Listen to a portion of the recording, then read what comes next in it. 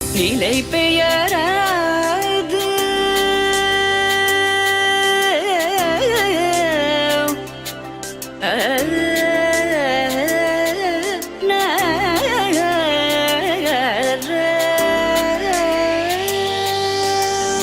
நிலை பெயராது சிலை போலவே நின்ற நிலை பெயராது சிலை போலவே நின்ற நேரமாவதறியாமலே மிக வினோதமான முரளிதர நேரமாவதறியாமலே மிக வினோதமான முரளிதர என்பன மலை பாயுதே கண்ணா.